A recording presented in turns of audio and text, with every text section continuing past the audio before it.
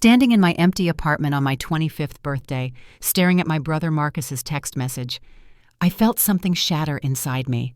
The same family who had promised to celebrate with me had chosen his last-minute promotion party instead. But 5 years later, when I accidentally discovered Marcus had been lying about that promotion and systematically manipulating our family against me to cover his gambling debts, I realized that Lonely Birthday was just the beginning of his elaborate deception. Hey everyone! Before we dive into this incredible story of family betrayal and ultimate justice, I would love to know where you are watching from. Drop your location in the comments below, and do not forget to hit that like button and subscribe for more jaw-dropping family drama stories. Trust me, what happens next will completely shock you and change everything you think you know about family loyalty. Let's get started. The years following that devastating birthday taught me to expect disappointment from my family. Marcus had always been the golden child, the successful investment banker, the one with the perfect girlfriend, Sarah, the son our parents bragged about at every family gathering. Meanwhile, I was just Elena, the struggling graphic designer who never quite measured up to their expectations.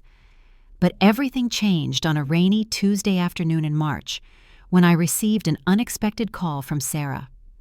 Her voice was trembling barely above a whisper. "Elena, we need to talk. Can you meet me at the coffee shop on 5th Street? And please do not tell Marcus." My stomach dropped. Sarah had never contacted me directly before. In fact, she had always seemed to actively avoid me at family functions, giving me polite smiles but never engaging in real conversation. I assumed she, like everyone else, saw me as the family disappointment. When I arrived at the coffee shop, Sarah looked terrible. Her usually perfect blonde hair was disheveled, her eyes were red-rimmed, and she was clutching a manila folder so tightly her knuckles were white. "I do not even know where to begin," she said, her voice shaking. "Elena, your brother has been lying to everyone for years. That promotion party 5 years ago, the one on your birthday, there was no promotion." My heart started racing. "What do you mean?" Sarah opened the folder and spread documents across the table. Bank statements, credit card bills, loan applications, all in Marcus's name. The numbers were staggering. Hundreds of thousands of dollars in debt gambling losses at casinos I had never heard of, online betting accounts with astronomical balances. "He lost his job 6 months before your birthday," Sarah continued, tears streaming down her face. "He had been gambling away our savings, lying to me about business trips when he was actually at casinos in Atlantic City. When your parents planned your birthday celebration, Marcus panicked. He could not face sitting through a family dinner knowing he was about to lose everything. So he made up the promotion story to get everyone away from your party. I felt like I was drowning. But why would he do that? Why not just tell the truth? Because he needed time to steal money from your parents' retirement account." Sarah said, her voice barely audible. "He had power of attorney for their investments. While everyone was at his fake promotion party, he was at the bank transferring $50,000 from their retirement fund to cover his gambling debts." The room was spinning. My brother had not just abandoned me on my birthday. He had used it as cover to rob our parents. Every family gathering for the past 5 years suddenly made sense. Marcus had been living a complete lie, maintaining his image as the successful son, while systematically destroying our family's financial security. "There is more," Sarah whispered, pulling out another set of documents. "He has been forging your father's signature on loan applications using your mother's social security number to open credit cards. Elena, your parents are going to lose their house. They have no idea their retirement is gone." I stared at the evidence spread before me, feeling a cold rage building in my chest. For 5 years I had blamed myself for not being good enough for disappointing my family, for being the one they could easily abandon. But the truth was so much worse. Marcus had orchestrated my isolation to protect his own secrets. "Why are you telling me this now?" I asked. Sarah's hands were shaking as she reached into her purse and pulled out a small recording device. "Because yesterday I caught him on the phone with someone planning to take out a second mortgage on your parents' house. He was laughing, Elena. Actually laughing about how easy it was to manipulate them, how they trusted him completely because he was their successful son." She pressed play, and I heard my brother's voice crystal clear and utterly without remorse. "The old man will sign anything I put in front of him. Mom still thinks I'm some kind of financial genius. The best part is, if everything goes south, I will just blame it on Elena's failed business ventures. They already think she is irresponsible with money." The recording continued for another 10 minutes, each word like a knife to my heart. Marcus detailed his plans to drain our parents' equity, his strategy for hiding the money in offshore accounts, and his backup plan to frame me for financial mismanagement if anyone started asking questions. When the recording ended, Sarah and I sat in stunned silence. The magnitude of his betrayal was overwhelming. This was not just about money. It was about the systematic destruction of our family's trust, love, and security. "I am leaving him," Sarah said quietly. "I cannot be part of this anymore. But Elena, your parents need to know the truth, and they need to know it soon before he destroys them completely." As I looked at the evidence scattered across the table, I realized this was bigger than just one man's gambling addiction. Marcus had spent years painting me as the family disappointment while positioning himself as their savior. He had weaponized their love and trust against them and against me. The lonely birthday that had haunted me for 5 years suddenly took on new meaning. It was not about my worth as a daughter or sister. It was about Marcus's desperation to maintain his lies. Every missed family dinner, every forgotten milestone, every time they chose his needs over mine. It was all part of his elaborate manipulation. But now I knew the truth. And I was going to make sure everyone else did too. That night, I could not sleep. I kept replaying the recording, studying every document Sarah had given me, trying to understand the full scope of Marcus's deception. By morning, I had made a decision that would change everything. I was not just going to expose Marcus. I was going to dismantle his lies piece by piece. My first stop was to visit Mrs. Patterson, our elderly neighbor, who had always been like a grandmother to Marcus and me. She had worked as a forensic accountant before retirement, and I knew she would understand the financial complexity of what Marcus had done. "Elena, dear," she said, settling into her favorite armchair with a cup of tea. "You look troubled. What is going on?"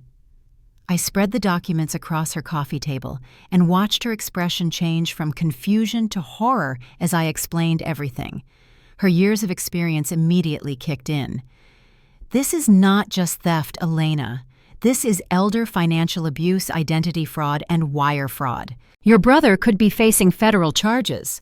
She adjusted her glasses and picked up one of the loan documents. The sophistication of this scheme suggests he has been planning it for years, not just reacting to gambling losses. Mrs. Patterson helped me organize everything into a timeline. The pattern was clear. Marcus had been systematically isolating me from the family while gaining more control over our parents' finances. Every time I had tried to get closer to Mom and Dad, Marcus would create a crisis or family emergency that needed his immediate attention. "He has been grooming them," Mrs. Patterson said, her voice filled with disgust, "making them dependent on his financial advice, convincing them that you are irresponsible while positioning himself as their protector. Classic manipulation tactics." Together we developed a strategy. Simply confronting Marcus or our parents with the evidence would not be enough. He had spent years building his credibility while undermining mine. We needed to gather more proof and create an undeniable case. Mrs. Patterson introduced me to her nephew Jake, a private investigator who specialized in financial crimes. Within a week, Jake had uncovered even more devastating evidence. Marcus had not just stolen from our parents. He had been running a sophisticated investment scam, using our family's reputation to defraud other elderly clients at his former firm. "Your brother is not just a gambling addict," Jake explained during our meeting. "He is a sociopathic criminal who has been using your family as cover for a multi-million-dollar fraud operation. The gambling was just one part of it." Jake showed me bank records proving Marcus had stolen from at least 12 other families, always targeting elderly clients with substantial retirement savings. He would gain their trust by mentioning our family, using our parents as references for his character and integrity. "The most disturbing part," Jake continued, "is how he has been setting you up as the fall guy. If any of these victims had figured out what was happening, all evidence would have pointed to you as his accomplice. Your graphic design business was the perfect cover. He could claim you were handling the creative side of his investment presentations." The realization hit me like a freight train. Marcus had not just stolen my family's love and money. He had been preparing to destroy my life completely if his crimes were discovered. Every family dinner where he praised my creativity every time he mentioned my business to potential clients, it was all part of his plan to use me as a scapegoat. But Jake also brought good news. The FBI has been investigating financial crimes targeting elderly victims. This case fits perfectly into their ongoing operation. They want to work with you, Elena. Agent Rebecca Martinez from the FBI's Financial Crimes Unit met with me the following day. She was a no-nonsense woman in her 40s who had spent her career taking down white-collar criminals. "Elena, your brother has been on our radar for months," she said. "We suspected he was running some kind of elder fraud scheme, but we needed someone on the inside to help us build the case. Sarah's evidence and your cooperation could help us take down not just Marcus, but the entire network he has been working with." Agent Martinez explained that Marcus was not working alone. He was part of a larger group of financial advisors who had been systematically targeting elderly clients across multiple states. The scheme was worth millions of dollars, and Marcus was one of their top earners. "We want you to help us catch him in the act," she said. "Your parents are not his only targets. Right now, he is in the process of stealing the life savings of a 78-year-old widow named Dorothy Chen. If we can catch him during that transaction, we can arrest him and his accomplices simultaneously." The irony was not lost on me. For years, Marcus had made me feel like the family failure, but now law enforcement was asking for my help to bring down a criminal enterprise. They trusted me with something my own family never had: the truth. Agent Martinez outlined the plan. I would reconnect with my family, pretending to reconcile with Marcus while secretly wearing a wire to record his confessions. The goal was not just to prove his guilt, but to document his manipulation tactics and identify his co-conspirators. "I know this is dangerous, Elena," Agent Martinez warned. "If Marcus suspects you know the truth, he could become desperate. Desperate criminals make unpredictable choices." But I was ready. For 5 years, I had lived with the pain of feeling rejected and unloved by my family. Now I understood that those feelings were the result of Marcus's calculated manipulation. He had stolen my family's trust, their money, and their love. But most importantly, he had stolen years of my life, making me believe I was not worthy of their affection. As I signed the cooperation agreement with the FBI, I felt something I had not experienced in years: power. For the first time since that devastating birthday, I was not the victim. I was not the family disappointment. I was the person who was going to bring justice and truth back into our lives. Marcus thought he had broken me. He thought his manipulation had worked so well that I would never question the family dynamic he had created.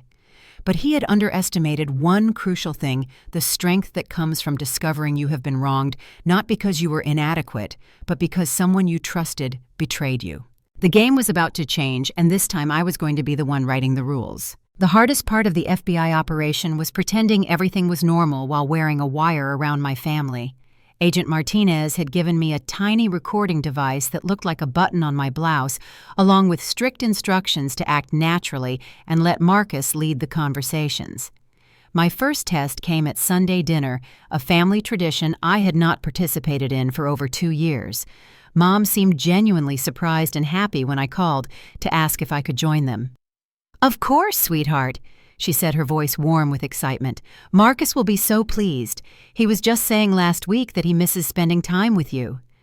The irony made my stomach turn, but I forced myself to sound grateful and loving. "I miss him too, Mom. I think it is time we put the past behind us." Walking into my childhood home that Sunday felt surreal. Everything looked exactly the same. Mom's collection of ceramic angels still lined the mantelpiece. Dad's reading chair was positioned perfectly to catch the afternoon light, and the dining room table was set with the good china that only came out for special occasions.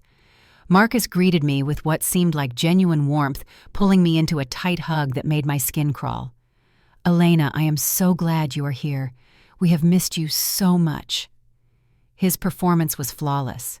If I had not heard that recording, if I did not know about the stolen money and forged documents, I would have believed every word. This was the brother I remembered from childhood, charming, protective, apparently devoted to family. During dinner, I watched him work his magic on our parents. He seamlessly deflected questions about his work, redirected conversations away from financial topics, and subtly reinforced their perception of me as irresponsible and flighty. "Elena, are you still doing that graphic design thing?" he asked with what sounded like brotherly concern. "I worry about you not having steady income or benefits. Maybe I could help you find something more stable." The recording device captured every condescending word, every manipulation technique, every lie he told with perfect sincerity.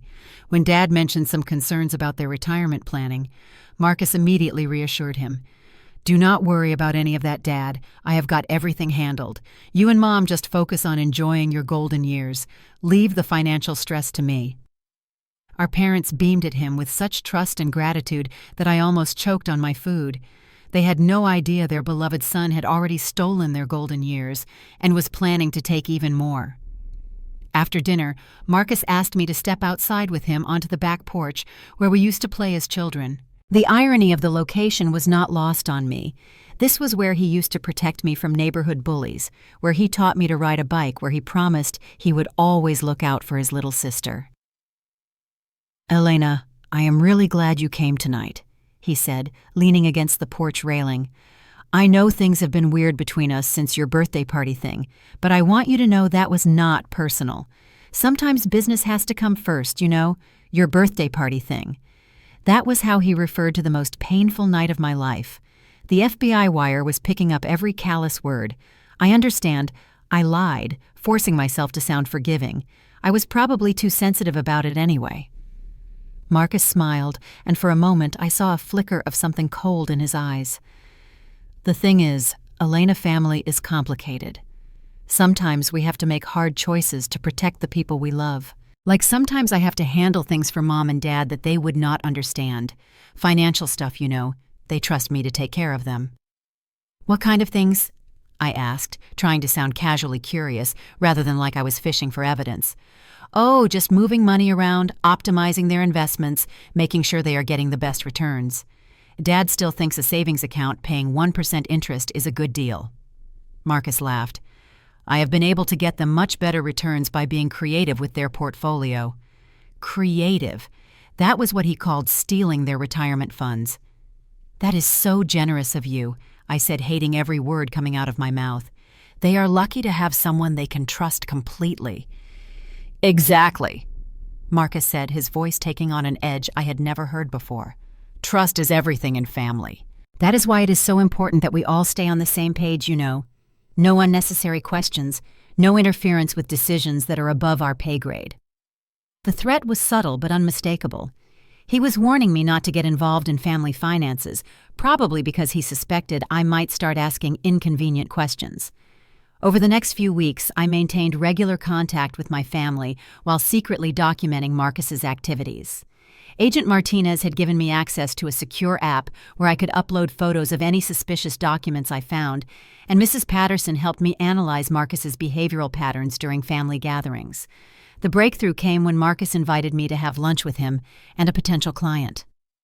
"I want to start including you in some of my business meetings," he said over the phone. "Maybe we can find a way to incorporate your design skills into my investment presentations." This was exactly what Jake had predicted. Marcus was preparing to more directly implicate me in his criminal activities. The client was an elderly woman named Dorothy Chen, the same person Agent Martinez had mentioned during our first meeting. Dorothy was exactly the kind of target Marcus preferred, recently widowed, financially comfortable, but not sophisticated about investments, and socially isolated enough that her disappearance of funds might go unnoticed for months. During the lunch meeting, I watched Marcus deploy every manipulation tactic I had seen him use on our parents. He spoke about his family background, mentioned our parents as character references, and presented himself as a trustworthy family man who truly cared about protecting elderly clients. "My sister Elena here is incredibly talented," he said, gesturing toward me with what appeared to be genuine pride. "She helps me create beautiful presentations that make complex financial concepts easy to understand for my clients." Dorothy smiled warmly at me. "How wonderful that you work together as a family. That is so rare these days." The irony was devastating. This sweet woman trusted Marcus specifically because she believed he came from a loving, honest family. She had no idea she was looking at a predator who was about to steal her life savings, with me unwittingly positioned as his accomplice. After lunch, Marcus walked Dorothy to her car, while I pretended to take a phone call. The wire captured every word of their private conversation, including Marcus's promise to have the investment paperwork ready by the end of the week. "Mrs. Chen seems really nice," I said when Marcus returned. "She is perfect," Marcus replied, and the coldness in his voice made my blood freeze. Completely trusting nobody, looking over her shoulder, and enough money to make it worthwhile. "These elderly widows are gold mines if you know how to handle them." He had just confessed to targeting vulnerable elderly women for financial exploitation, and it was all being recorded by the FBI. That evening, I met with Agent Martinez to review the recordings. Her expression was grim as she listened to Marcus's casual discussion of elder abuse. "Elena, we need to move faster than planned," she said. "Your brother is escalating. Based on these recordings, I believe he is planning to steal from Mrs. Chen within the next few days. We cannot let that happen." The final phase of the operation was beginning, and I could feel the weight of 5 years of manipulation and lies finally about to collapse. Marcus thought he was so clever, so completely in control of his criminal enterprise and his family's perception of reality. But tomorrow, everything was going to change. The FBI was ready to take down not just Marcus, but his entire network of co-conspirators. And I was going to be there to watch justice finally be served to the brother who had stolen everything from the people who loved him most. The takedown was scheduled for Thursday morning at 10 o'clock, exactly when Marcus had arranged to meet Mrs. Chen at his office to finalize her investment paperwork. Agent Martinez positioned FBI agents throughout the building, while I sat in a surveillance van across the street, watching everything unfold through hidden cameras. My hands were shaking as I watched Mrs. Chen walk into the building carrying a briefcase that I knew contained her life savings. She looked so trusting, so hopeful that Marcus would help secure her financial future. If only she knew she was walking into a trap, though thankfully not the one Marcus had planned for her. Inside the office, Marcus was playing his role perfectly. The hidden cameras captured him, greeting Mrs. Chen with warmth and professionalism, offering her coffee, asking about her grandchildren. His ability to seem genuinely caring while planning to destroy her life was terrifying to watch. "Mrs. Chen, I have prepared everything exactly as we discussed," Marcus said, spreading documents across his desk. "These investment vehicles will give you the security and growth you need for your retirement years." What Mrs. Chen could not see was that every document was fraudulent. The investment firm Marcus claimed to represent had been shut down by regulators 6 months earlier. The bank account information was for a shell company Marcus controlled. Even his business license displayed on the wall was a forgery. "I just need you to sign here, here, and here," Marcus continued, pointing to signature lines on transfer documents. "And then we will need you to provide the cashier's check for the full amount we discussed." Mrs. Chen hesitated for a moment, and I held my breath. "It is just such a large amount of money, Mr. Rivera. My late husband always said to be careful with big financial decisions." Marcus's expression flickered for just a second, a flash of impatience that revealed the predator beneath the charming facade. But he quickly recovered, leaning forward with practiced concern. "Mrs. Chen, I completely understand your husband's wisdom, but that is exactly why you need professional guidance now. The financial world has become incredibly complex since your husband passed. Without proper investment management, inflation will slowly erode your savings until there is nothing left for your grandchildren." It was a masterful manipulation, using her grief, her fear of poverty, and her love for her family against her. I watched in disgust as Marcus painted himself as her protector while literally stealing her future. "My own parents went through the same fears." Marcus continued, his voice dripping with false sincerity. "That is why I got into this business, to help people like you and them navigate these challenging financial waters safely." At the mention of our parents made me sick. He was using their reputation, their genuine trustworthiness, to validate his lies to this innocent woman. Mrs. Chen reached for her pen, and that was Agent Martinez's signal. FBI agents burst through the office door with weapons drawn, shouting commands for everyone to freeze. The look of shock and terror on Mrs. Chen's face broke my heart, but the expression on Marcus's face was even more satisfying, pure panic and disbelief. "Marcus Rivera, you are under arrest for wire fraud, elder abuse identity theft, and conspiracy to commit financial crimes," Agent Martinez announced as handcuffs clicked around his wrists. "There has been some mistake," Marcus stammered, his carefully constructed persona completely shattered. "I am a legitimate financial advisor. Mrs. Chen, tell them. I was helping you with your investments. But Mrs. Chen was staring at him with growing horror as FBI agents explained that she had narrowly avoided becoming the victim of a sophisticated fraud scheme. The woman who had walked into his office trusting him completely now looked at him with the same disgust I had been carrying for weeks. "How could you?" she whispered. "I trusted you. You talked about your family, your parents. I thought you were a good man." Marcus tried one last manipulation. "Elena!" he called out as agents led him past the surveillance van. "Elena, help me. Tell them this is all a misunderstanding. We are family." But I was done being manipulated by my brother. Instead of rushing to his aid like the loyal sister he expected, I stepped out of the van and looked him directly in the eyes. "The only misunderstanding, Marcus, is that you thought you could keep lying forever." The shock on his face was complete. He finally realized that his perfect victim, his own sister, had been working against him all along. The person he had isolated, manipulated, and emotionally abused for years had become the instrument of his downfall. Within hours, FBI raids were happening simultaneously across 3 states. Marcus's criminal network included 12 other fraudulent financial advisors, 2 bank officials who had been helping them launder money, and a document forger who specialized in creating fake investment credentials. The total amount stolen from elderly victims exceeded $8 million. But the most shocking discovery came when agents searched Marcus's apartment and found detailed files on every member of our family. He had been systematically documenting our financial information, social security numbers, and personal details for years. There were even drafts of forged documents that would have implicated me in his crimes if his operation had been discovered. Agent Martinez showed me a particularly disturbing folder labeled Elena Contingency Plans.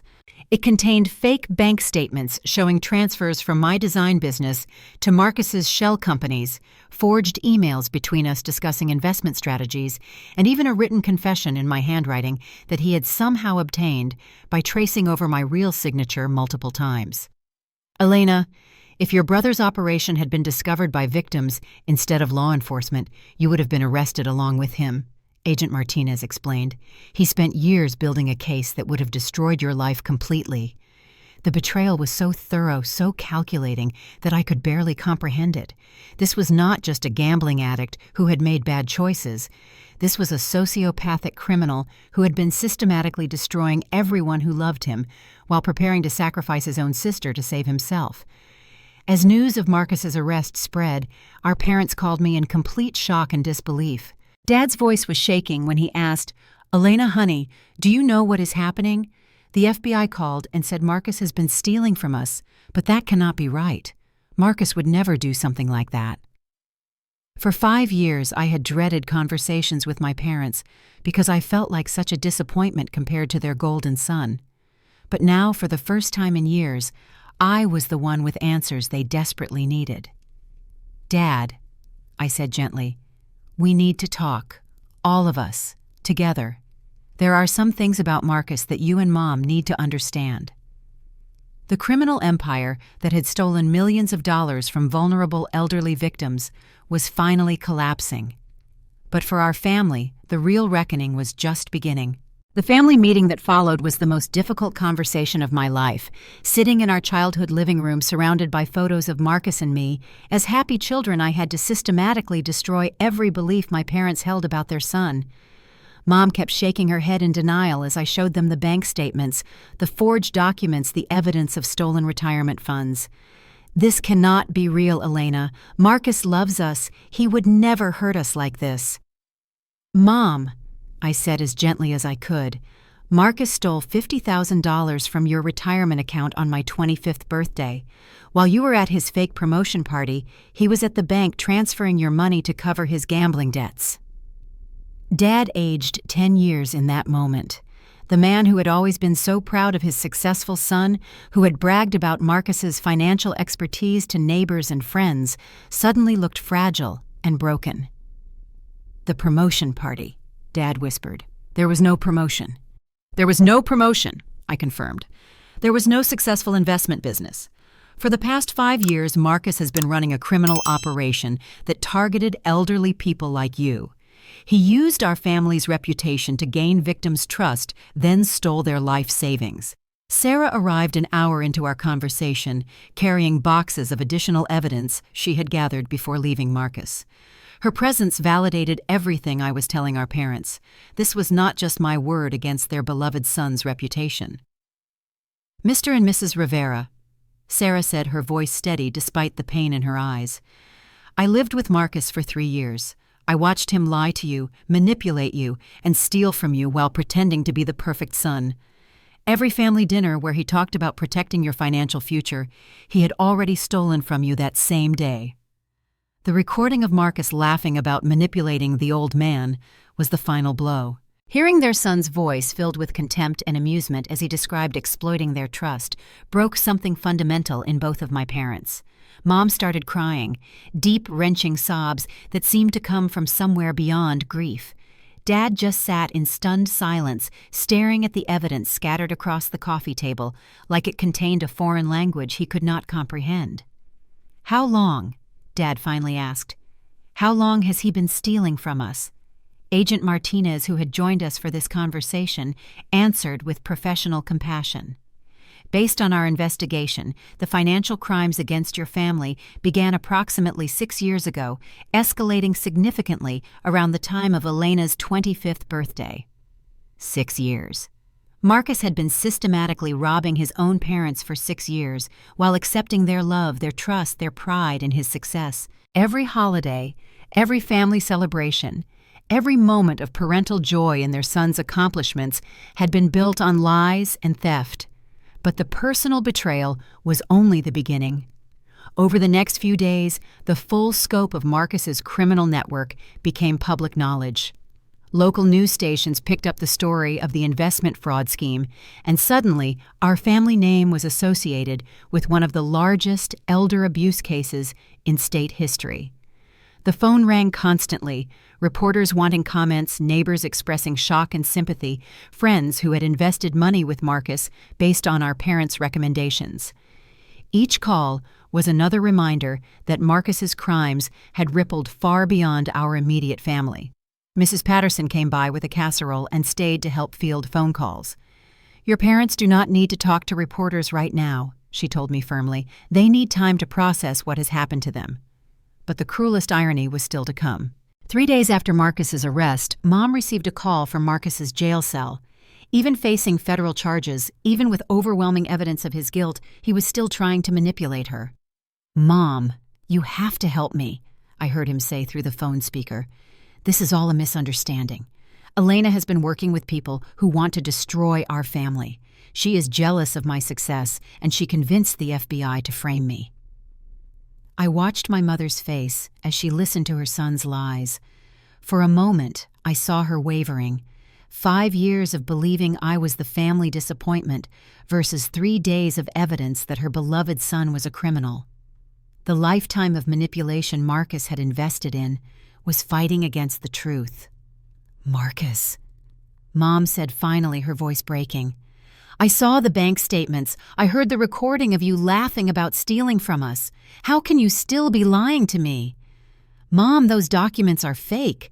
Elena created them to frame me. Think about it. Who benefits if I go to prison? Elena gets to be the good daughter for once instead of the family screw-up."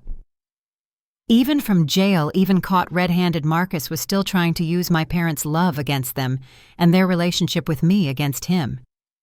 The manipulation was so automatic, so effortless, that I realized this was probably how he had been operating his entire life. But this time, it did not work. "Marcus," Dad said, taking the phone from Mom, "the FBI has surveillance footage of you forging my signature. They have recordings of you planning to steal from elderly widows. They have evidence that you were preparing to frame Elena for your crimes. Son, We know the truth now." The silence on the other end of the line lasted so long that I thought Marcus had hung up. When he finally spoke again, his voice was completely different, cold, calculating, empty of any pretense of love or remorse. "You are making a mistake," he said. "All of you. Elena is not the daughter you think she is, and this family is not worth protecting. When I get out of here, we will see who really matters." That was the last conversation my parents ever had with their son. The man they had raised, loved, and trusted had revealed himself to be someone they did not recognize, someone who saw their love as a weakness to exploit and their trust as a tool for his crimes. As we sat together in the aftermath of that phone call, I realized something had fundamentally changed in our family dynamic. For the first time in 5 years, my parents were looking at me not as the disappointing daughter, but as the one who had saved them from complete financial ruin. "Elena," Mom said quietly, "can you forgive us for not seeing what was happening, for believing his lies about you?" For 5 years I had dreamed of hearing those words, but now that the moment had arrived, I felt no triumph or satisfaction, only sadness for everything we had lost, and gratitude for what we might still be able to rebuild. The golden sun had fallen, his criminal empire was in ruins, and justice was finally being served. But healing our family would take much longer than destroying it had. 6 months later, I stood in a federal courthouse watching Marcus receive a sentence of 12 years in prison for elder fraud, identity theft, and conspiracy charges. The judge's words echoed through the courtroom as she described the calculated exploitation of vulnerable elderly victims and the particularly heinous betrayal of his own family's trust. Marcus showed no remorse, even at sentencing. He sat rigid in his orange jumpsuit, staring straight ahead as victim after victim read impact statements describing how his crimes had destroyed their retirement security and shattered their faith in humanity. When Mrs. Chen spoke about the sleepless nights and anxiety attacks that followed her near victimization, I saw Marcus actually roll his eyes in irritation. The man I had once looked up to as my protective big brother was truly gone, if he had ever existed at all. But the real transformation had happened long before that courthouse moment. In the months following his arrest, our family had slowly begun the process of healing and rebuilding trust. It was not easy. 47 years of believing in Marcus's character could not be undone overnight. But for the first time in my adult life, I felt like I truly belonged in my own family. Mom and Dad had thrown themselves into making amends, not just with apologies, but with genuine effort to understand how their treatment of me had been influenced by Marcus's manipulation. They attended family therapy sessions where we worked through years of miscommunication, false assumptions, and damaged relationships. "I keep thinking about your 25th birthday," Mom said during one particularly emotional session. "How excited we were about Marcus's success. How we just assumed you would understand why we had to support him. We never even considered that you might need us that night, too." Dad nodded, his eyes filled with regret. "Marcus was so convincing when he talked about your business struggles, your financial irresponsibility. He painted such a clear picture of you as someone who needed tough love rather than support. We thought we were helping you by not enabling what he told us was reckless behavior." The therapy sessions revealed the sophisticated nature of Marcus's manipulation tactics. He had isolated me by convincing our parents that their natural impulses to support and include me would actually harm my development. Every time they felt love or concern for me, Marcus redirected those feelings into worry about my supposed character flaws. "Classic manipulation," our therapist explained. He positioned himself as the expert on Elena's needs while simultaneously undermining her credibility to speak for herself. Your parents thought they were protecting both of their children by following Marcus's guidance. Understanding the mechanics of manipulation helped, but the real healing came through rebuilding genuine relationships based on truth rather than lies. For the first time in years, my parents and I started having regular conversations that were not filtered through Marcus's interpretation of my life and choices. Dad discovered that my graphic design business was actually quite successful, something Marcus had hidden by constantly emphasizing any temporary setbacks while downplaying my achievements.